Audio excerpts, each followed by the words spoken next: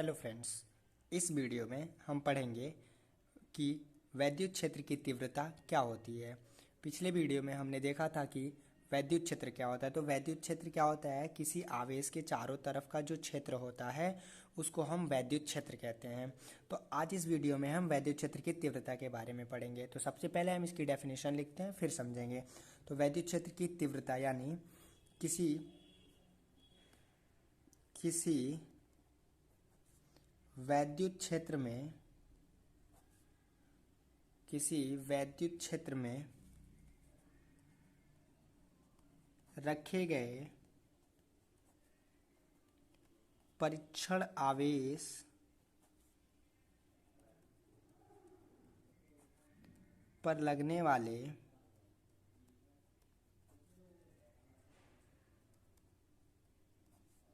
वैद्युत बल और परीक्षण आवेश के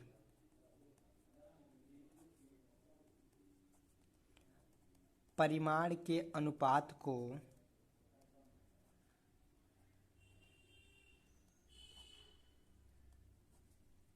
वैद्युत क्षेत्र की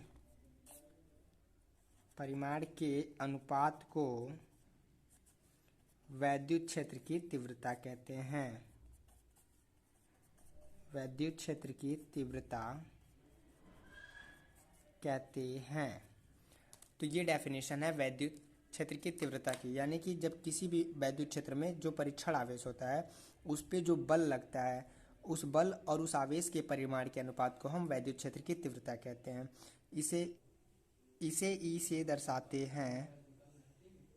इसे कैपिटल ई या वेक्टर ई से दर्शाते हैं।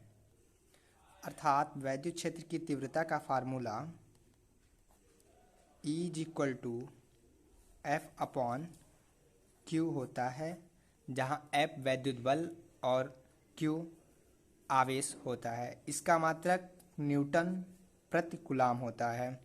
आइए अब हम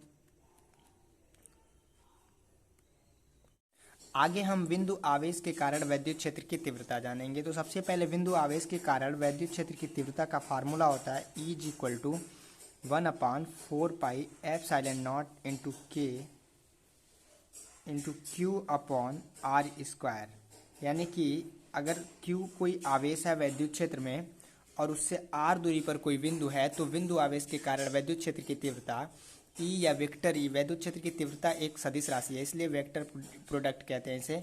E = 1/4πε0 K × Q/r² होता है। चलिए आइए देखते हैं कि इतना होता कैसे है, यानी इसका सूत्र का निगमन कैसे करते हैं। मान लीजिए कोई पॉइंट है O और इस पर कोई O है, इस पर कोई मान लीजिए इस पर कोई आवेश Q है या प्लस Q है, तो इससे r दूरी पर एक बिंदु है P। तो इस पर यानी बिंदु है, तो बिंदु आवेश के कारण वैद्युत क्षेत्र की तीव्रता क्या होगी? इनके बीच का डिस्टेंस है r। तो अब हम मानेंगे कि बिंदु P पर कोई परीक्षण आवेश मान लीजिए प्लस Q0 है। तो इन दोनों आवेशों के बीच प्रतिकर्षण या आकर्षण बल लगेगा। प्लस प्लस है या माइनस माइनस तो प्रतिकर्षण, और एक अपोजिट चार्ज है तो आकर्षण बल लगेगा। यानी आकर्षण बल यानी वैद्युत के बीच बल लगेगा, तो हम उसे दर्शाते किससे हैं? न्यूटन के फार्मूले से। यानी F = इन दोनों के बीच बल क्या लगेगा? 1/4πε0 × K Q × Q0/r²। यहाँ हम Q0 भी लिख सकते हैं। यहाँ पे इस फार्मूले में वैद्युत क्षेत्र की तीव्रता में बिंदु आवेश को हम Q0 भी लिख सकते हैं। तो इसलिए Q × Q0/r² कूलाम के नियम से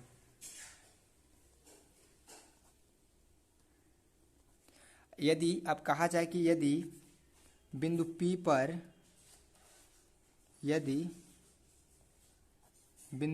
पर वैद्युत क्षेत्र की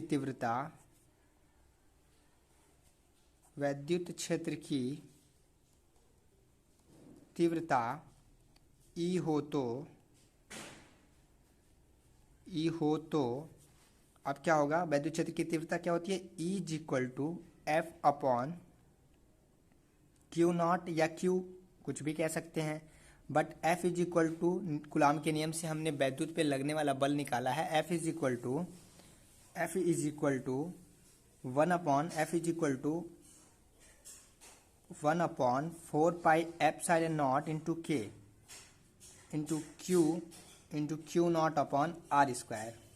तो यहाँ F की जगह पे हम पुट कर देते हैं, यानी E इज इक्वल टू 1/4πε0 के into Q not upon are square upon Q not से क्यू नॉट कैंसिल, यानी फाइनली हमें फाइंड होगा 1/4πε0 के into Q by R square, यानी बिंदु आवेश के कारण वैद्युत क्षेत्र की तीव्रता E is equal to 1/4πε0 q upon are square होता है। Thanks for watching my videos.